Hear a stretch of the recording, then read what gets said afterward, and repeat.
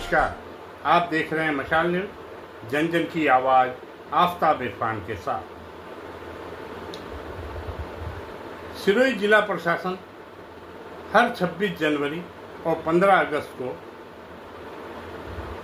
Arvind pavilion के मुख्य समारोह में कुछ लोगों को उत्कृष्ट कार्य करने के लिए सम्मानित करता है।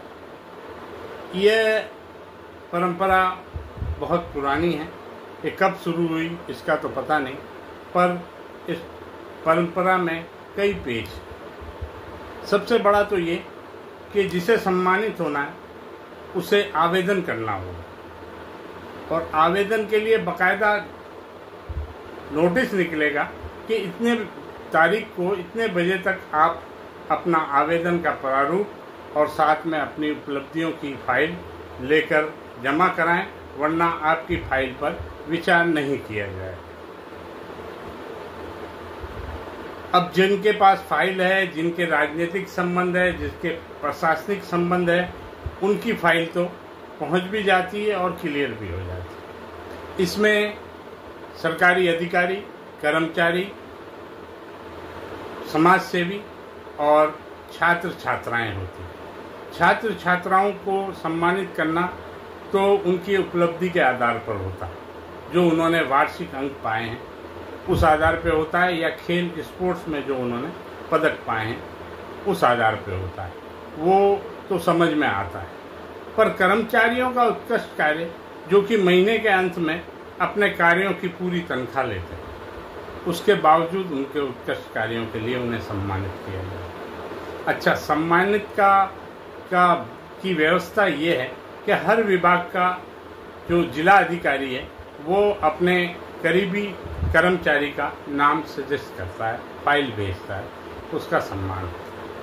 कई बार तो जिला अधिकारी खुद अपना नाम भी दे देते हैं। जैसे कि इस बार की लिस्ट में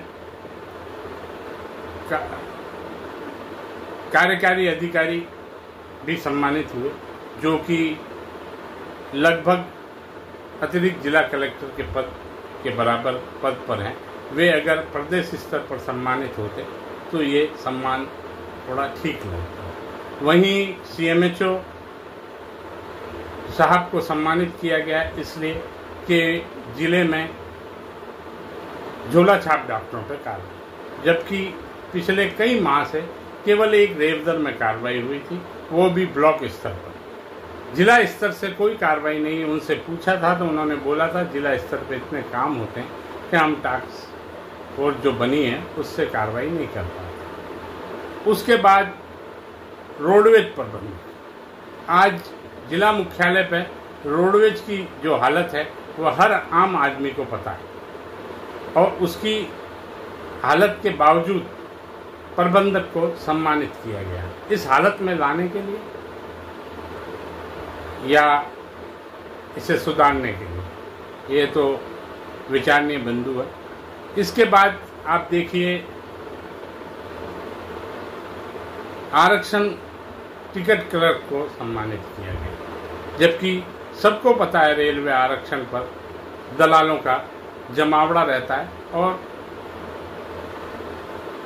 उनके थ्रू ही वे दलाली चल पाती है। उसके बावजूद भी उनको किस काम के लिए सम्मानित किया है इसकी जानकारी। फिर आ जाइए आप आबकारी विभाग, वहां से भी सम्मानित किए गए, जबकि आबकारी विभाग की रोज आप खबरें देख सकते हैं कि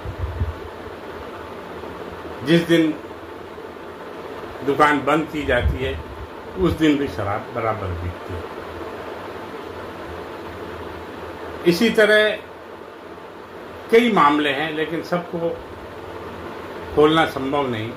पर इसकी प्रक्रिया ये है कि अगर आपको सम्मानित होना है तो आपको बकायदा आवेदन करना होगा और अपनी फाइल लगानी होगी, जिस तरह दान या उधार के लिए लगाई जाती है। अब इसमें कैसे सम्मानित समझा जाए व्यक्ति? कई तो ऐसे भी हैं जिन्हें कई बार सम्मानित किया गया है, लेकिन उनकी पिपासा शांत नहीं होती, वे हर बार सम्मानित होते।